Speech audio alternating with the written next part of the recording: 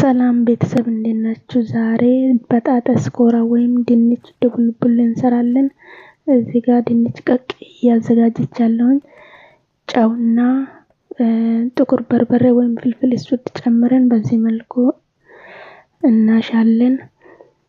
ከዛ እዚህ ጋር ሱጎ የከብት ስጋ ሱጎ ሰርቻለሁ። ድንቹን በዚህ መልኩ ሲኒያ ውስጥ እንደዚህ እናረጋለን። ከዛ ሱጎ እንጨምራለን። ሱጎውን በፈለጋችሁት ቅመም መስራት ትችላላችሁ።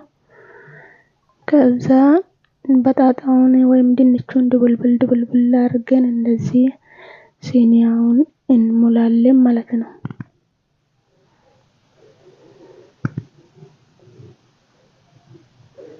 በዚህ መልኩ ከሞላ በኋላ እዚህ ጋር በባዶ መጥበሻ ዝብዳ ወይም ቅቤ ወይም ዘይት ጨምረን 2 ማንኪያ ዱቄት እንጨምራለን። ፍሮኖ ዱቄት፣ ከዛ ወተት፣ ከዛ ኩኪንግ ክሬም ጨምረን ጨውና የፈለግነውን በርበሬ ጨምረን በዚህ መልኩ እናዘጋጃለን።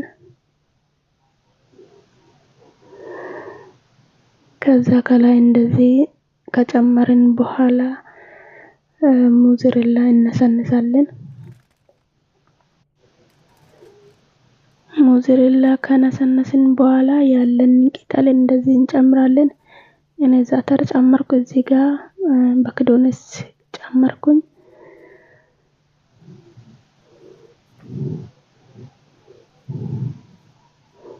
ከዛ ፍሮን ውስጥ እንከታለን።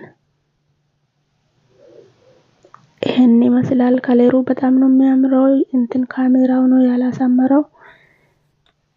እዚህ ጋር ቤዛ እንሰራለን። ሊጡን እንደማንኛውም ሊጥ ታዘጋጃላችሁ።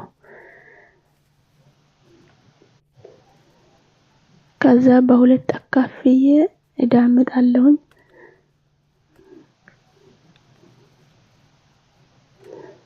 ሲኒያ ውስጥ ከጨመርኩ በኋላ ቅድም የቀራ ሱጎ አለ።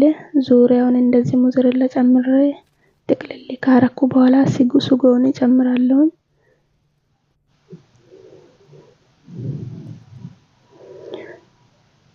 እዚህ ጋር ቺክን ነጌት አለኝ። እሱን ፍትፍት አድርጌ ከላይ አረጋለሁ። ከዛ በኋላ ሞዘሬላ እነሰንሳለሁ። ሞዘሬላ ከነሰነስኩ በኋላ የፈረንጅ ቃሪያ አለ። እሱንም ከነሰነስኩ በኋላ ዘይቱን አለ። እሱን አንድ ላይ ከነሰነስኩ በኋላ ፍሮን ውስጥ እጨምራለሁ። ከዛ ይሄን ይመስላል። ቪዲዮን ላይክ አድርጉ።